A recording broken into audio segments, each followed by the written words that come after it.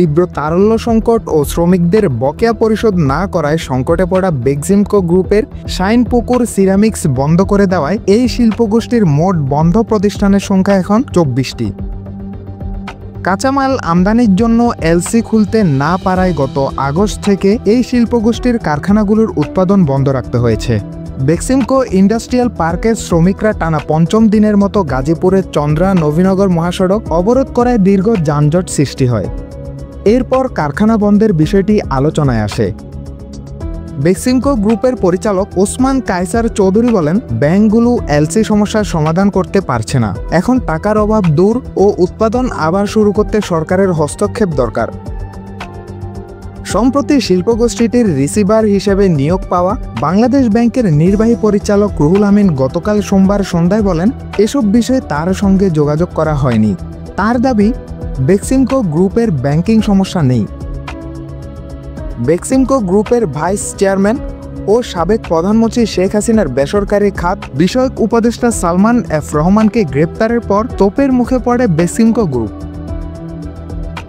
গত আগস্টে রাজনৈতিক পট পরিবর্তনের পর গত 4 মাসে কাঁচামাল আমদানির এলসি খুলতে না পারায় গাজীপুরে বেক্সিমকো ইন্ডাস্ট্রিয়াল পার্কের 23 পোশাক ও বস্ত্র উৎপাদন কারখানা বন্ধ হয়ে গেছে। ওসমান কায়সার চৌধুরীর মতে 4 মাসের পরিচালন স্থগিতাদেশের কারণে শিল্পগোষ্ঠীটি টাকার অভাবে পড়েছে, তাই কর্মীদের গত অক্টোবরের বেতন দেওয়া হচ্ছে না। তিনি বলেন, আমাদের 23 পোশাক ও বস্ত্র কারখানায় প্রায় 40,000 শ্রমিক কাজ করেন।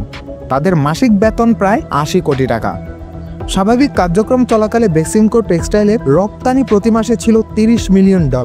তিনি আন্দোলনরত শ্রমিকদের অক্টোবরের বেতন পরিশোধের জন্য 20 নভেম্বর পর্যন্ত অপেক্ষা করার আহ্বান জানিয়ে বলেন, যদিও বেক্সিমকো জুলাই, আগস্ট ও সেপ্টেম্বরের বেতন পরিশোধ করতে পেরেছে, অক্টোবরের বেতন দেওয়ার মতো পর্যাপ্ত টাকা নেই।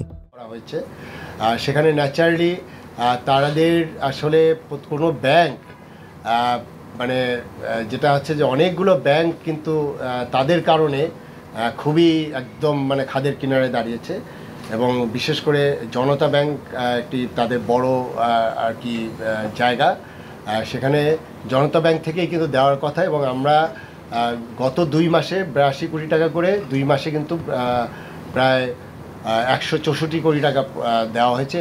এই মাসে আসলে 62 কোটি টাকা দেওয়ার কথা জনতা ব্যাংক থেকেই। তাই মূলত যেটি হয়েছে যে ব্যাংকের সাথে তাদের যে অ্যারেঞ্জমেন্ট সেই জায়গায় একটু ঘাটতি আছে। শিল্পগোষ্ঠীটি আগে কর্মী ছাঁটাইয়ের কথা ভেবেছিল। বিপুল সংখ্যক কর্মীর কারণে সরকার তাদেরকে তা করতে দেয়নি বলেও জানান বেক্সিমকো কর্মকর্তা।